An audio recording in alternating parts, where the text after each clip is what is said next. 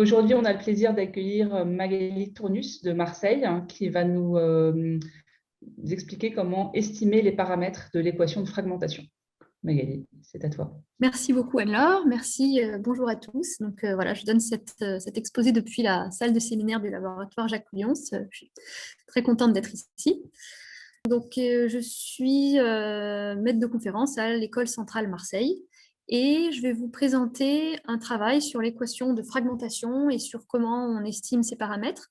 Et ce travail, je l'ai fait en collaboration avec Marie Doumic, qui est à l'INRIA Paris, et Miguel Escobedo, qui est à Bilbao, à l'Université du Pays Basque. Voilà. Donc, je vais d'abord présenter l'équation de fragmentation, en donner quelques propriétés, expliquer un petit peu ce qui intéresse les gens vis-à-vis de cette équation. Ensuite, je vais expliquer pourquoi nous, on s'intéresse à des solutions à valeur mesure pour cette équation de fragmentation, et je vais donner le cadre dans lequel on considère ces solutions mesures et ce qu'on a proposé comme cadre théorique pour étudier du coup cette équation. Tout ceci est motivé par le fait de retrouver un des paramètres de l'équation de fragmentation, c'est ce qu'on appelle le noyau de fragmentation. Donc, on s'intéresse en fait à un problème inverse, récupérer des paramètres en fonction des données, en fonction de la solution. Donc, j'en parlerai de comment on peut récupérer kappa en utilisant des mesures en temps court. Et dans une quatrième partie, je continuerai un petit peu, je généraliserai un petit peu ce qu'on a vu dans la troisième partie. Alors, équation de fragmentation, en un dessin, c'est ça, c'est-à-dire qu'on a au temps zéro une population de particules. On peut imaginer que ce sont des particules linéaires, comme j'ai dessiné ici. Ces particules sont classées par taille. On appelle ça une population structurée par la taille. Ces particules se fragmentent. Ce processus se fait donc dans le cadre qu'on va regarder nous de façon continue en temps, ce qui fait qu'au temps 1, on se retrouve avec plus de particules, mais qui sont en moyenne plus petites. Au temps 2, on va se retrouver avec encore plus de particules et qui sont encore plus petites. Et on s'intéresse à l'évolution temporelle de ce genre de phénomènes. Alors, il y a plusieurs applications en physique, en biologie, j'en parlerai un petit peu plus tard. Donc là, j'écris l'équation. Donc, on a une population. Les particules qui composent cette population sont classées par leur taille, que j'appelle ici x. Et on s'intéresse à l'évolution de la quantité U de Tx, c'est la densité de particules qui ont une taille x au temps t. Alors l'équation, elle s'écrit comme ceci. Ce que ça dit, c'est que le nombre de particules, les particules qui ont une taille x au temps t, disparaissent. Elles disparaissent parce qu'il y a des phénomènes de fragmentation, et donc elles disparaissent avec un taux grand B, qu'on appelle le taux de fragmentation ou le taux de division. Ce qu'on suppose, c'est que ce taux de division ne dépend que de la taille de la particule. Les particules sont indistinguables les unes des autres. Et donc, voilà, quand une particule de taille X se casse, elle disparaît de la suspension de particules. Une hypothèse classique qui est faite sur ce taux de fragmentation, c'est qu'il est monomial. C'est une hypothèse technique. Dans notre cas, on n'a pas vraiment besoin de cette hypothèse. Cependant, je la fais quand même parce que ça simplifie quelques formules. Donc, ce premier paramètre grand B, c'est le taux de division. Et le deuxième paramètre qui est important, c'est ce qu'on appelle le noyau de fragmentation ou le noyau de division. Alors ici, je l'ai écrit K de XY. En fait, ce qui dit, c'est, étant donné une particule de taille Y qui se casse, quel est l'endroit X où cette particule a le plus de chances de se casser? C'est ça que ça représente. Et donc, dans l'équation, le terme avec le noyau, c'est un terme de création de particules. Donc, des particules de taille X sont créées. Elles sont créées pourquoi? Parce qu'il y a une particule de taille Y qui va se casser en deux particules, une de taille X et une de taille Y moins X. Les hypothèses qui sont faites sur le noyau, ce sont alors une première hypothèse de modélisation, c'est que ce noyau est dit autosimilaire. Alors autosimilaire, ça veut dire qu'il est de la forme K de XY égale 1 sur Y kappa de X sur Y, où kappa c'est une mesure sur 0,1. Et ce que ça veut dire, c'est que l'endroit où une particule a le plus de chances de se casser, ça ne dépend pas de la particule. Ça ne dépend pas de la taille de la particule, pardon. Par exemple, si toutes les grosses particules ont tendance à se casser plutôt au milieu, les petites particules aussi. Pareil, si les grosses particules ont tendance à se casser sur les bords, les petites particules aussi. Une hypothèse un peu technique, mais aussi de modélisation, c'est que kappa ne contient pas de masse de Dirac en 0 ou en 1. Et son support, c'est sur 0,1. L'intégrale de kappa, c'est n, qui est fini. Ça veut dire que quand une particule se casse, elle se casse en un nombre fini de particules. Et l'intégrale de z d kappa de z égale 1, ça, c'est une hypothèse de modélisation et c'est ce qui va garantir la préservation de la masse au cours du temps. Ce que je veux dire par là, c'est que si on visualise ces particules linéaires comme des ensembles de monomères, ce que garantit l'hypothèse l'intégrale de z kappa égale 1, c'est que quand une particule composée de n monomères va se casser en 2 particules plus petites, le nombre de monomères total va se préserver. Autrement dit, l'intégrale de x u de tx dx se préserve au cours du temps pour cette équation. Alors, cette équation, elle a été très étudiée. Il y a existence et unicité de la solution sous certaines hypothèses. Donc, les espaces, c'est continu en temps et L1. Alors, c'est L1 de x dx et L1 de x b de x dx. L1 de x b de x dx, ça, c'est pour garantir l'unicité de la solution. Si on n'est pas dans cet espace-là, il peut y avoir plusieurs solutions, dont des solutions qui ne sont pas physiques, des solutions avec de la masse qui bouge, par exemple. Alors, la première fois qu'une telle équation apparaît dans la littérature, je crois que c'est en 1940, c'est un article de Kolmogorov. Alors lui, il s'intéresse à une population de cailloux, des pierres, qui sont dans un mortier, et le mortier est en route, et les cailloux se cassent, et il s'intéresse à l'évolution en temps de la distribution de taille de ces cailloux. Et donc, il fait des hypothèses. Alors, il n'écrit pas vraiment cette équation, parce qu'en fait, lui, c'est un système qui est discret en temps, et son taux de division est constant. Donc, il a B égale constant, et il montre que en temps long, la distribution va s'aligner sur une distribution log normale après changement d'échelle. Et à la fin de son article, il dit ce serait intéressant de s'intéresser au temps long de cette équation pour des paramètres plus généraux que ceux que moi j'ai considérés. Et donc, il y a vraisemblablement un de ses, alors je ne sais pas si on peut dire un de ses étudiants, mais enfin un de ses collaborateurs en 61 qui dit, voilà, à la suite de ce qu'avait proposé Kolmogorov et avec son aide, ils établissent un petit peu le comportement en temps long de cette équation, en particulier dans le cas où grand B, le taux de division, est un monôme. Alors depuis lors, cette équation, elle est beaucoup utilisée. Dans la littérature, on la voit beaucoup dans des articles de physique ou de chimie ou de gens qui sont dans des départements d'ingénierie. Dans les années 40, on voit des physiciens qui s'intéressent à cette équation parce qu'ils décrivent leurs expériences donc ils ont des chaînes de polymères qui se dégradent. Et ils décrivent ça avec cette équation. Il y a aussi des gens qui s'en servent pour, ça je crois que c'est, je ne sais plus lesquels c'est, je crois que c'est Montrol, qui s'en sert pour décrire l'évolution donc c'est des gouttes d'eau qui se cassent en plusieurs petites gouttes. Et cette équation décrit bien leurs expériences. Et dans les années 80, il y a Ziff et McGrady qui se sont intéressés à cette équation d'un point de vue un petit peu plus théorique. Ils ont trouvé dans des cas très particuliers de certains paramètres des solutions analytiques. Les questions qui intéressent ces gens, c'est essentiellement le comportement en temps long de l'équation et comment on retrouve les paramètres. D'ailleurs, la plupart des articles de physique, c'est vraiment récupérer les paramètres pour caractériser ce qu'ils sont en train d'étudier. À partir des années 90, cette équation, elle est étudiée dans ce qu'on appelle les mathématiques appliquées à la biologie par plusieurs personnes. Alors typiquement, cette équation, elle décrit aussi l'évolution d'une population de bactéries qui se divisent au cours du temps. Nous, on a étudié cette équation en collaboration avec un biologiste et c'était pour décrire l'évolution d'une population de fibres amyloïdes. Ce sont des fibres qui sont situées dans le cerveau et qui se fragmentent, qui se divisent au cours du temps. Et récupérer le taux de fragmentation et le noyau de fragmentation, c'est comprendre en fait quelles sont les propriétés intrinsèques de ces particules. Et ces particules, ces fibres amyloïdes, elles sont impliquées dans des maladies neurodégénératives pour certaines, type Alzheimer, Parkinson, et pour d'autres, elles sont complètement non toxiques pour l'homme. Et donc, une des questions, c'était est-ce que la toxicité d'une telle particule peut se voir sur son noyau de division ou sur son taux de division? L'intuition du biologiste étant plus une particule va se fragmenter, plus elle va être toxique puisqu'elle va se disséminer plus facilement dans l'organisme. C'est un peu ça l'idée. Voilà. Et après, il y a des gens qui se sont intéressés à cette équation particulièrement avec des solutions mesures. Leur motivation principale, c'est qu'ils voulaient mettre un Dirac en données initiales. Donc du coup, voilà, le comportement en temps long, j'en parle un petit peu parce que c'est quelque chose que les gens ont beaucoup regardé. Cette équation, la solution de cette équation, le profil U, en fait, ce qui va se passer, c'est que son support va tendre vers 0, puisqu'il va y avoir de plus en plus de particules, mais elles vont être de plus en plus petites.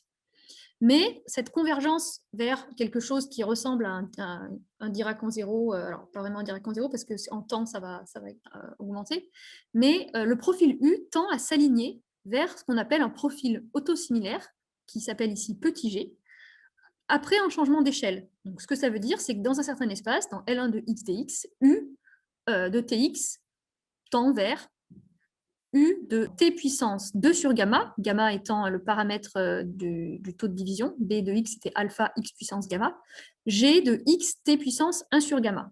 Et G, ce profil autosimilaire, c'est la solution unique d'une équation stationnaire que j'ai écrite ici, dont la masse est donnée, et la masse, c'est la masse de la donnée initiale qu'on considère. Voilà, ça c'est ce qu'on appelle le comportement asymptotique autosimilaire de l'équation de fragmentation. J'ai fait un petit dessin en bas. Voilà, modulo un changement d'échelle, si on trace la solution U de Tx de l'équation de fragmentation, eh bien, en temps long, donc là on voit ici à partir du temps t égale 5, on est aligné, on s'aligne vers un profil petit g. Et alors donc, nous, le problème qui nous intéressait, motivé par nos collaborations avec ce biologiste anglais, c'était, donc Wei-Feng Zhu, il s'appelle, on ne connaît rien sur la mécanique qui gouverne les lois, qui décrit comment les particules qu'on considère se cassent, mais on veut récupérer juste à partir de données, de mesures de population, sachant qu'on connaît la distribution de taille à quelques instants t, on veut identifier les paramètres alpha, gamma et kappa. On a le taux de division grand B, il s'obtient, donc voilà, pardon, le dessin que j'ai tracé ici, c'est des données qu'on nous a fournies. Donc, au temps 0, la distribution de taille, et à des temps plus grands, au temps 100 000, la distribution de taille qui commence à s'aligner vers un profil autosimilaire. Et la question, c'est, on a ces fonctions, on cherche alpha, bêta et kappa. Alors, je ne vais pas parler de comment on récupère le taux de division, mais je vais juste dire qu'on s'en sort en utilisant l'évolution de certains moments de la solution. Et la question qui nous intéresse et qui a intéressé pas mal de gens, c'est comment on récupère kappa. Et depuis les années 80, beaucoup de gens utilisent le profil autosimilaire et donc le comportement asymptotique de l'équation pour estimer kappa. J'expliquerai à la fin de l'exposé comment on fait ça. Mais avant ça, je veux dire que en fait, c'est quand même difficile. Pourquoi c'est difficile? Donc là, sur ces deux dessins, regardons celui de gauche par exemple, dans le petit encadré, j'ai plusieurs noyaux, kappa, donc par exemple un noyau gaussien en bleu foncé, qui va faire qu'un tel noyau, qu'est-ce qu'il va faire? Il va faire que toutes les particules vont à peu près se casser en deux. Le noyau bleu clair, c'est un noyau qu'on appelle un noyau de type érosion. Qu'est-ce qu'il va faire? Il va faire que les particules vont plutôt s'éroder, créer des particules. Une particule va créer une particule de taille toute petite et une particule de taille comparable à la particule mère. Et je trace les profils asymptotiques associés à chacun de ces noyaux. Donc on remarque qu'il y a deux classes, que les noyaux de type érosion, ils donnent un profil décroissant, et que les noyaux de type je donne des particules de même taille, de type une gaussienne ou deux gaussiennes, quelle que soit la variance de la gaussienne, donnent plutôt un profil dit unimodal. Donc à droite, j'ai tracé encore plus de noyaux. Certains, donc tous permettent l'érosion, mais certains permettent la création de particules de taille moyenne, d'autres non. Et on voit que les profils stationnaires se ressemblent énormément. Donc conclusion, ça a l'air compliqué, si on connaît uniquement l'état d'équilibre de la solution, de retrouver kappa. Au mieux, ce qu'on pourra dire, c'est est-ce qu'il y a présence d'érosion ou pas, mais on ne pourra pas dire grand-chose de plus. On a essayé de quantifier un peu plus ça. Donc là, ce qu'on fait, c'est que donc on a fait ça avec des outils statistiques. On a une hypothèse qui s'appelle l'hypothèse nulle, H0. Si je commence avec la même distribution initiale, je fais l'hypothèse que les échantillons que j'obtiens au temps t, que j'appelle UA et UB, et qui sont associés à deux noyaux différents, kappa A et kappa B, sont les mêmes. Et donc, prenons par exemple là encore le dessin de gauche, j'ai deux noyaux, un noyau cyan et un noyau vert. Pour chacun de ces noyaux, je trace ce qu'on appelle la valeur P associée à l'hypothèse nulle H0. Donc, ce que ça veut dire, c'est que quand P est grand, en particulier quand P vaut 1, je ne peux absolument pas rejeter l'hypothèse H0. Plus P est petit, moins j'ai de chances de me tromper si je rejette l'hypothèse H0. Donc, qu'est-ce que ça veut dire? Ça veut dire déjà qu'en temps grand, P est grand, donc que je ne peux pas rejeter l'hypothèse qui dit que les profils ont même distribution. Autrement dit, quand P est grand, ça veut dire qu'on ne peut pas se servir de la mesure au temps t pour récupérer les noyaux.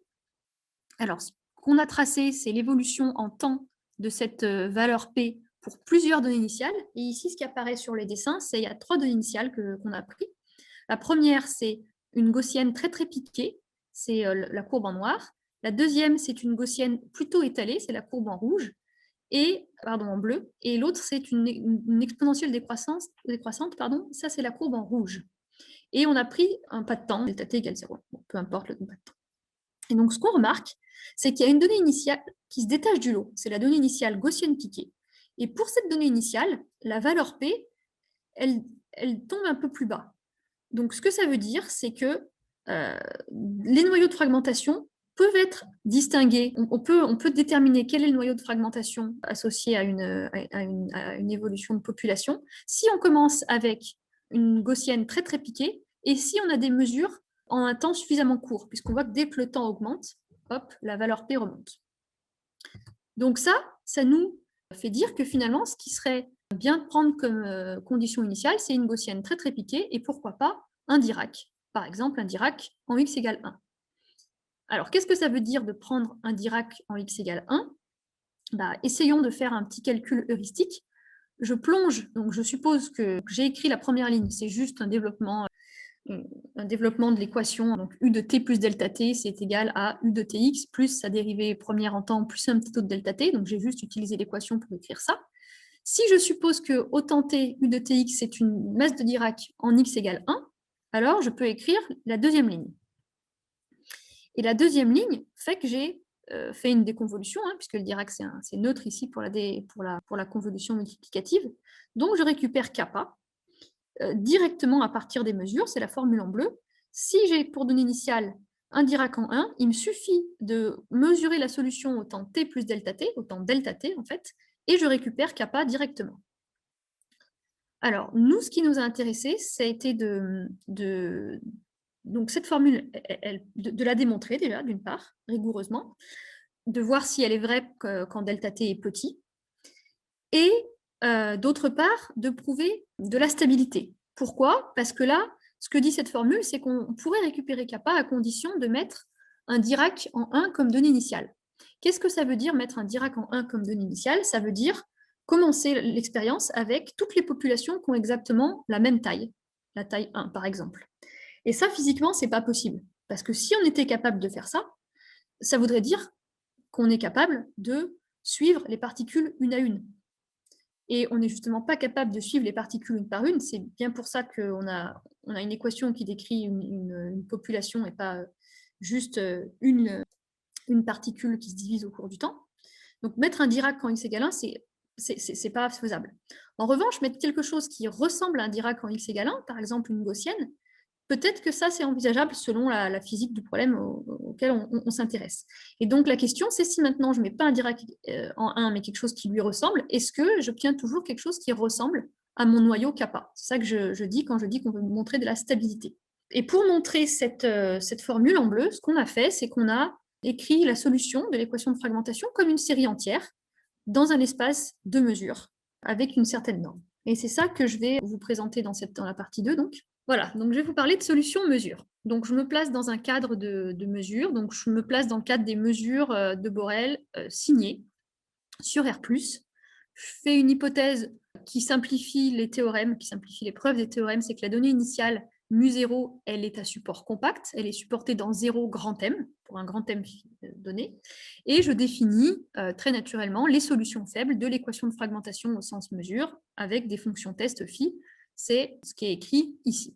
Alors, la première chose qu'on fait, c'est qu'on a montré l'unicité des solutions dans cet espace. Alors, l'unicité dans les espaces L1, elle a été faite pour cette équation en utilisant des méthodes de type Stamp-Pacchia. Pour l'équation de renouvellement, qui est assez proche mathématiquement de l'équation de fragmentation, il y a des méthodes de dualité qui ont été proposées. Nous, ce qu'on a fait, c'est que donc on a utilisé la norme variation totale, c'est le sub des phi des mu pour phi uniformément borné. En fait, on fait quelque chose de très direct. On montre que l'intégrale de phi des mu t, c'est contrôlé par l'intégrale de psi des mu 0. Et donc, on a directement que toute solution faible est à support compact avec ce genre de calcul. Et on a également directement, ce qui est la dernière ligne du théorème, une stabilité norme variation totale qui implique directement l'unicité des solutions dans l'espace des mesures munies de la variation totale. Ensuite, pour l'existence des solutions, en fait, on s'intéresse à l'existence uniquement de la solution fondamentale, puisque l'équation étant linéaire. Donc la solution fondamentale, c'est la solution de l'équation de fragmentation avec, pour donnée initiale, un Dirac en x égale 1. Si j'ai la solution fondamentale, par linéarité, j'ai pour toute donnée initiale mu0, c'est ce qui est écrit en bas du slide, j'ai la solution. Et en fait, la solution fondamentale de cette équation, elle s'écrit comme, donc on commence avec un Dirac en x égale 1. Au cours du temps, il va y avoir la masse de ce Dirac en x égale 1 va persister, mais va décroître exponentiellement. Et il y a une partie qui va apparaître de support 0, 1, qui est le terme, la somme des alpha t puissance n à n. Et les AN sont donnés par une relation de récurrence, où A0 de x, c'est 0, et à n plus 1, c'est ce que j'ai écrit plus bas. C'est ça qu'on montre. On montre qu'on a cette représentation en termes de série entière, et donc qu'il existe des solutions. Alors, pour le faire, comment on s'y prend? On écrit la solution fondamentale comme la somme d'une fonction du temps fois un Dirac en 1 plus une mesure qui est étrangère au Dirac en 1. Ça, c'est donné par Radon-Nikodym. Très facilement, on montre que le coefficient devant le Dirac en 1, c'est nécessairement une exponentielle décroissante en temps. Et on montre aussi que la mesure V, elle est solution d'une équation de fragmentation, de type fragmentation, qui est celle qui est écrite sur ce slide, et que si on la cherche sous une forme de série entière, eh bien, ça marche, puisque la série qu'on trouve, c'est une série qui est normalement convergente. Comme elle est normalement convergente, et qu'on est dans un espace de Banach, ça converge et ça donne bien une solution.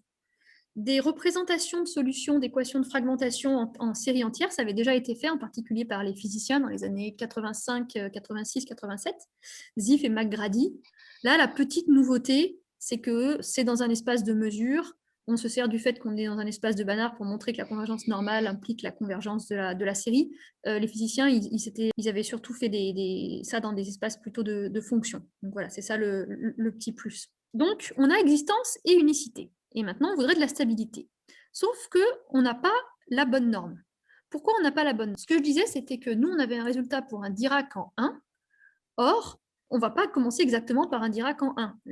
Les biologistes ne seront pas capables de fournir de telles données. On va plutôt commencer par une gaussienne centrée en, disons, 1 plus un petit epsilon. Et en variation totale, la différence entre un Dirac en 1 et une gaussienne centrée en 1 plus epsilon, c'est quelque chose de grand. Si je prends la variation totale, la différence entre deux Dirac, c'est 2, et la différence entre un Dirac et une gaussienne, c'est 2. Donc, on va utiliser une autre norme qui s'appelle la norme, alors je la dis en anglais parce que la norme BL, disons, où on prend le sup des phi des mu, et phi, cette fois-ci, est uniformément borné et uniformément Lipschitz. Cette norme, elle est plus adaptée parce que là, la distance BL, la norme BL de la différence entre deux Dirac, un en A, un en B, c'est exactement la distance entre les supports de chacun des Dirac. Donc, c'est valeur absolue de B-A. De même, si je prends un Dirac en 1 et une gaussienne centrée en 1 de variance sigma, la différence, la distance BL entre ces deux mesures, ça va être quelque chose qui tendra vers 0 quand la variance de la gaussienne tendra vers 0. Donc, c'est une norme qui est un petit peu plus adaptée que la norme de variation totale. Donc, c'est ça qu'on va utiliser. J'en profite pour faire une petite digression sur cette norme BL. Et ça, c'est des travaux qu'on avait fait avec Benedetto Piccoli et Francesco Rossi. C'est une interprétation de type transport optimal de cette norme BL. Alors, je vais essayer de faire un dessin. Voilà, on va voir ce que ça donne. Et je vais essayer de ne pas écrire. Ce que dit l'interprétation transport optimal, c'est que calculer, alors c'est difficile à lire du coup ici maintenant que j'ai changé de notation, mais en fait, calculer la distance entre mu et nu, ça revient à prendre un certain mu bar et le transporter sur nu bar, et ça nous coûte W1 de mu bar, et le reste, le supprimer, et ça nous coûte variation totale de mu moins mu bar plus variation totale de nu moins nu bar.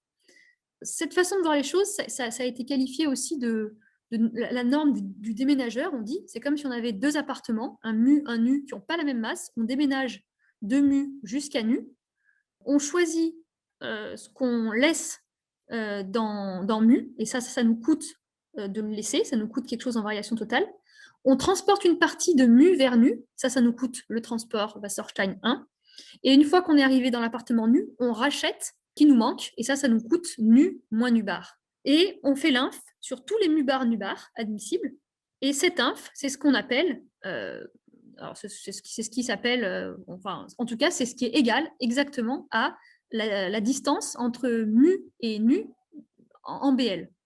Et ensuite, on a juste à dire que la norme BL de mu, c'est la distance entre mu plus et nu plus. Voilà, je ne sais pas si c'était très clair du coup, mais en tout cas, cette façon de voir les choses, elle aide parce qu'elle permet de montrer des petites propriétés très simplement pour la norme BL.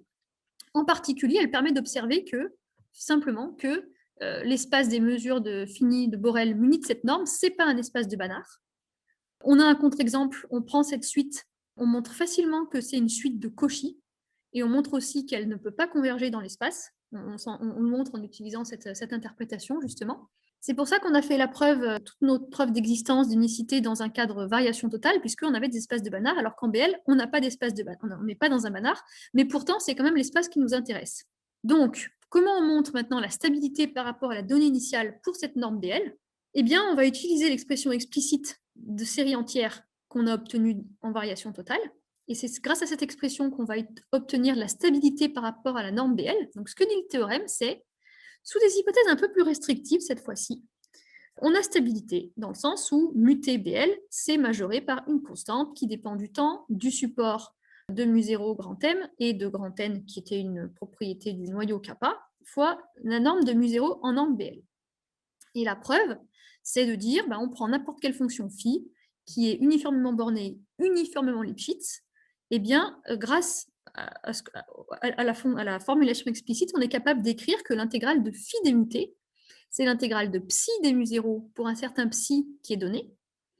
Ce psi, il est uniformément borné, ça c'est vrai, et sous l'hypothèse que gamma est plus grand que 1 ou que la donnée initiale ne touche pas 0, son support ne touche pas 0, eh bien psi' est aussi uniformément borné, et donc on a stabilité, là c'est direct. Maintenant, ce qui se passe, c'est que si on a que gamma est plus petit que 1 strictement, et que la donnée initiale, son support, contient 0, eh bien dans ce cas-là, on peut montrer que psi' tend vers plus l'infini quand L tend vers 0.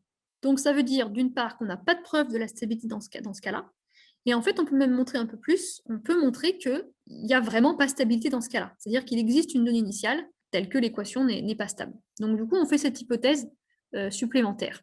Donc maintenant qu'on a ce cadre-là, je vais parler du problème inverse et je vais essayer d'expliquer comment on met tout dans l'ordre pour avoir une formule qui nous permet d'estimer le noyau kappa. Alors, le théorème, c'est le suivant. Je peux estimer kappa en utilisant des mesures de la solution de la distribution taille des particules en temps court avec une donnée initiale qui est un Dirac en 1. Pour ça, je définis ce que j'ai appelé kappa est, une estimée de kappa, qui est ce quotient, où mu tf, c'est la solution fondamentale de l'équation de fragmentation. Et ce qu'on peut arriver à montrer, c'est que l'estimé kappa est moins kappa, en norme variation totale, c'est plus petit que grand KT.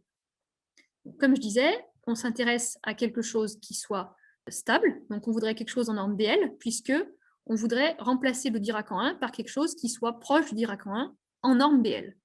Par ailleurs, on voudrait aussi s'autoriser à avoir des erreurs de mesure, c'est-à-dire qu'on a une solution initiale, on a une donnée initiale, on ne la connaît pas vraiment, et on ne connaît pas vraiment non plus la solution au temps t, on en connaît juste une mesure, donc une estimation. Donc c'est ce théorème, qui du coup est un peu long, mais qui dit juste que, sous certaines hypothèses, si je prends une donnée initiale qui est proche d'un Dirac en 1, et si je mesure la solution de l'équation avec un certain bruit que j'appelle epsilon, sachant que j'ai ma donnée initiale qui est proche d'un Dirac en 1 avec un petit c'est proche au sens où il y a un petit paramètre Q qui contrôle la distance entre les deux, et que je mesure la donnée initiale avec un bruit qui est noté epsilon 0, alors je peux dire que ce que j'appelle mu tq epsilon moins exponentielle moins alpha t mu 0 q epsilon 0 sur alpha t, c'est proche de kappa en BL, et voici le contrôle qu'on a, donc c'est quelque chose K1 fois T plus,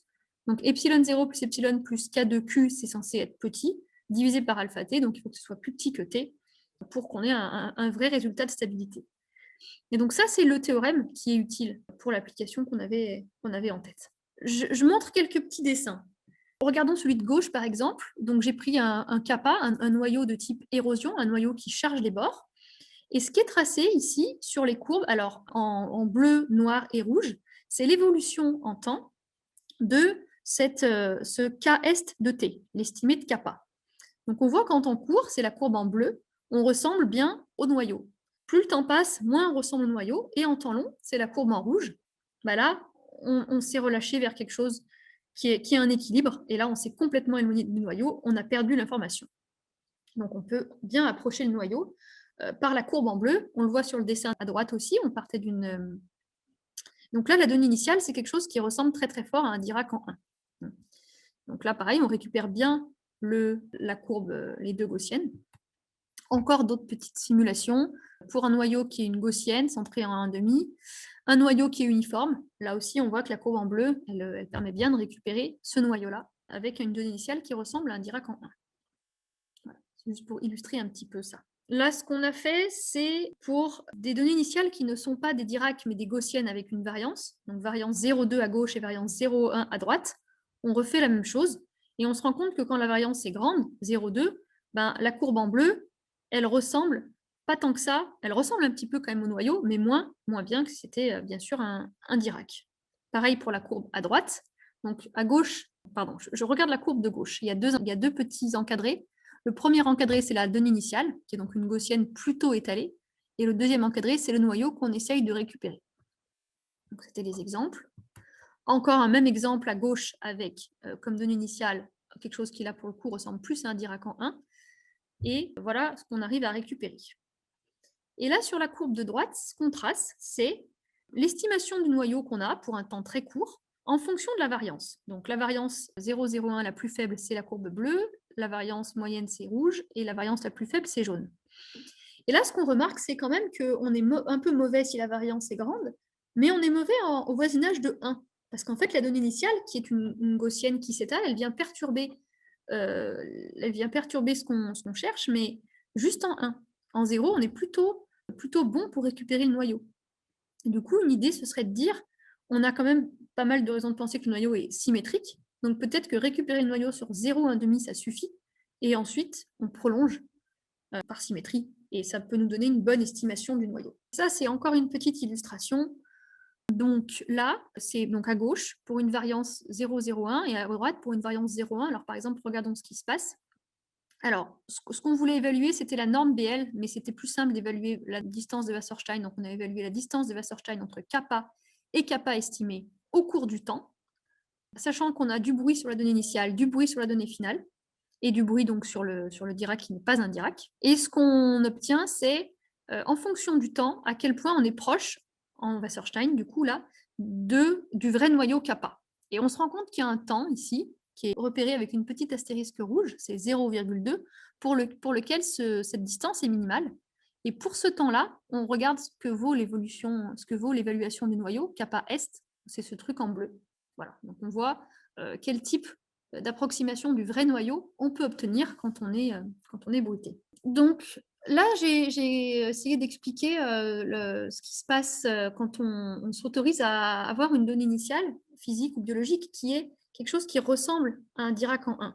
Maintenant, il y a des cas où, en fait, la donnée initiale est générale et on n'a pas vraiment de contrôle dessus. Et alors, dans ce cas-là, qu'est-ce qu'on peut faire ? Alors, dans ce cas-là, un des outils qui est utilisé, et là encore qui est utilisé depuis les années 80, c'est ce qu'on appelle la transformée de Méline. Alors, la transformée de Méline, c'est une intégrale. Donc, étant donné une mesure mu, on lui associe donc, la Méline de mu en S, c'est le moment d'ordre S-1 de mu. C'est une transformée qui ressemble un petit peu à Fourier. Il y a un lemme dit de Riemann-Lebesgue. Si la Méline d'une mesure est définie pour un certain A réel, alors elle est définie sur toute la droite verticale de partie réelle A.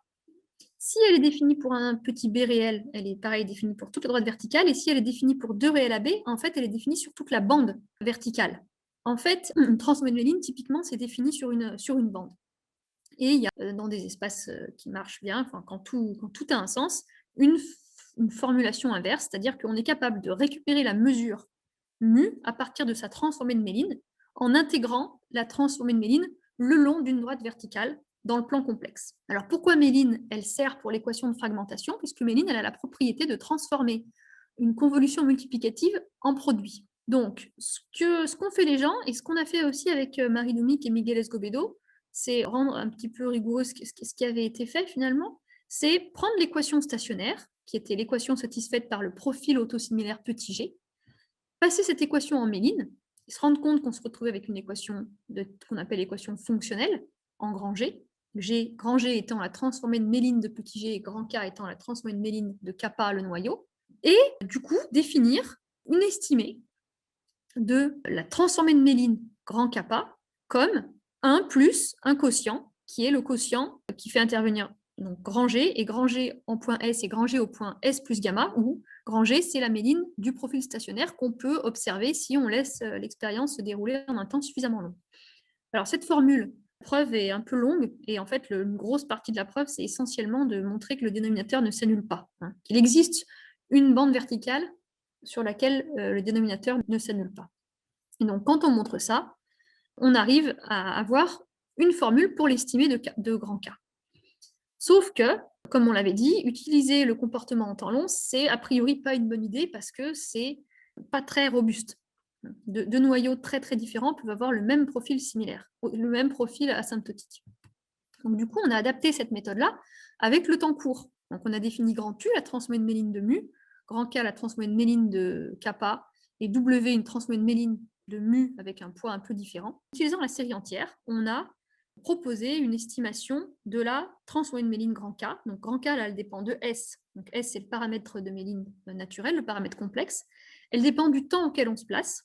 En fait, on va devoir avoir mesuré la solution mu en un temps t et en un temps t plus delta t.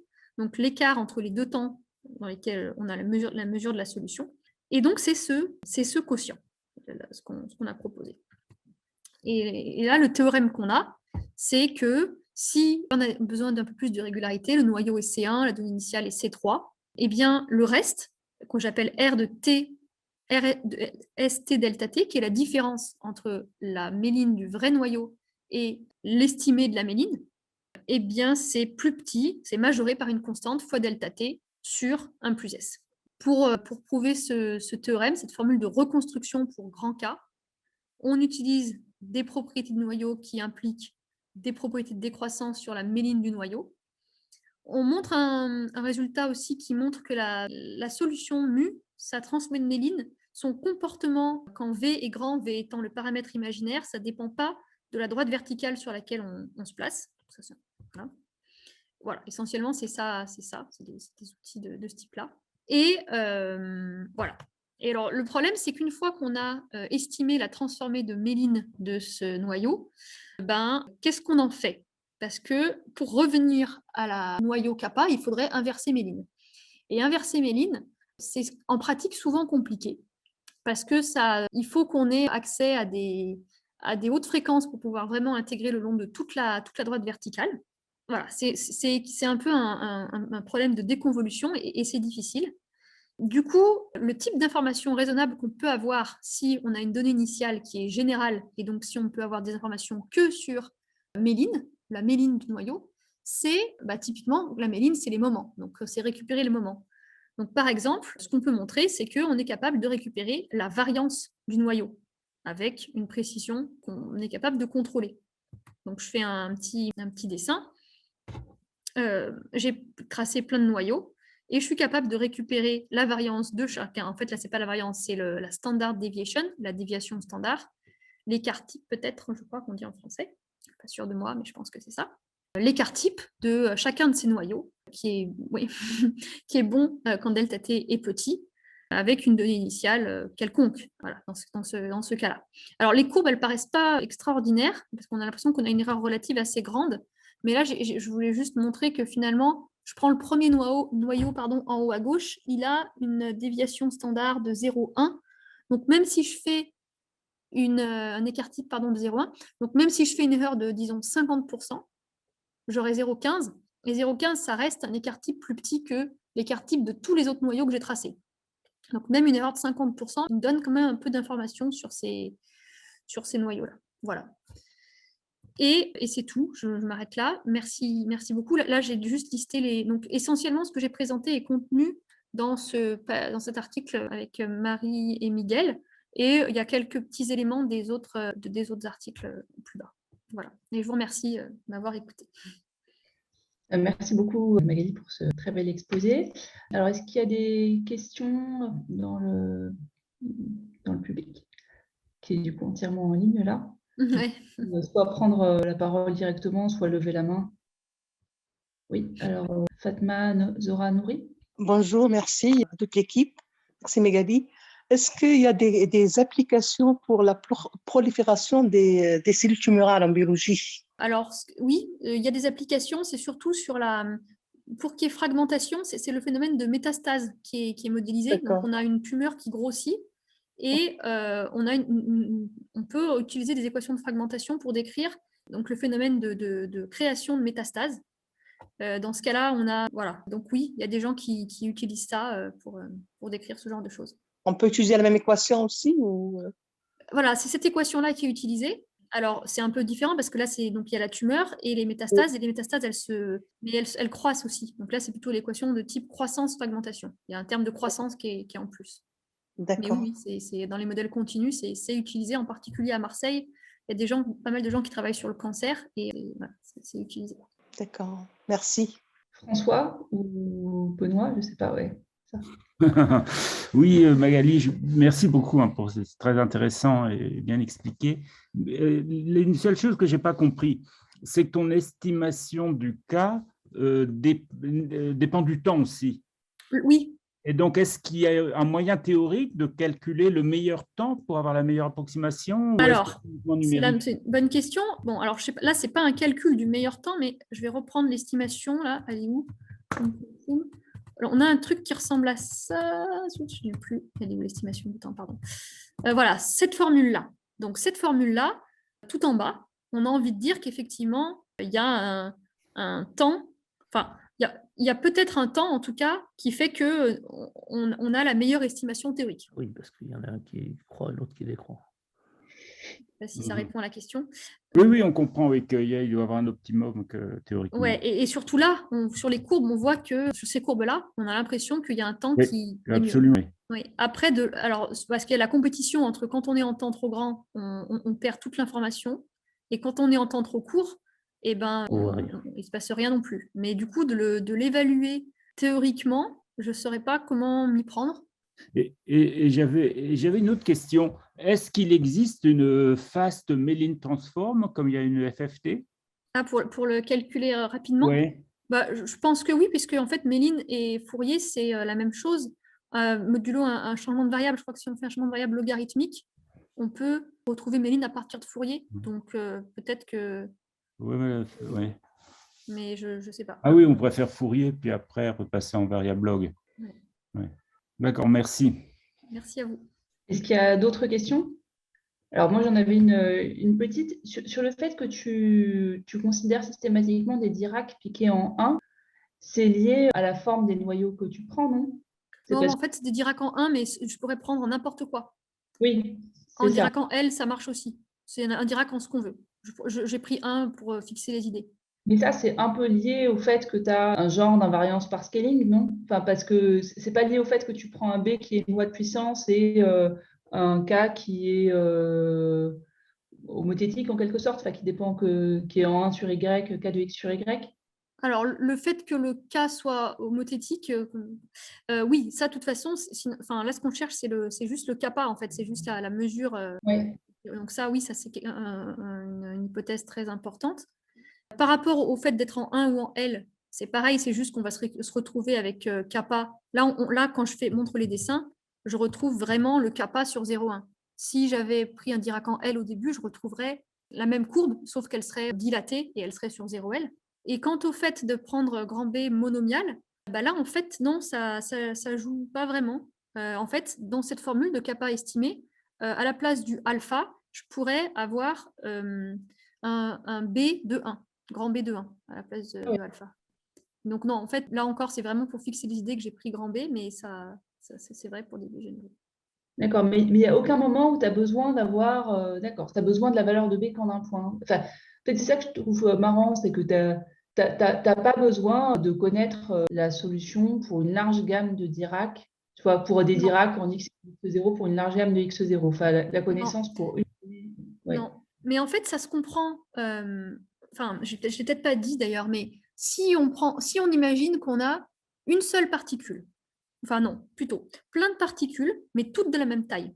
Si on attend un temps suffisamment court pour que toutes les particules, enfin suffisamment long pour que toutes les particules se soient cassées une fois, mais suffisamment court pour qu'aucune particule ne soit cassée 2 fois, si un tel temps existe, eh bien, ce qu'on aura comme distribution de taille, ce sera directement le noyau. Je ne sais pas si c'est clair ce que je dis, mais si on prend tout, en fait, ce noyau-là, c'est juste, il y a certains physiciens qui l'appellent, ceux qui étudient les gouttes d'eau, daughter drop distribution. C'est vraiment la distribution des cellules filles, comment elles se distribuent s'il y a une cellule mère qui se casse.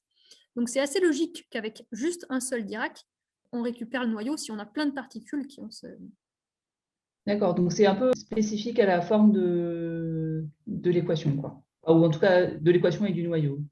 Oui, et puis c'est aussi spécifique au fait que toutes les particules se comportent de la même façon. Oui, c'est ce que je voulais dire, le fait que tu aies un noyau. Ok. Ah, d'accord, c'est... Il y a d'autres questions? Non? S'il n'y a pas d'autres questions, on peut remercier de nouveau Magali.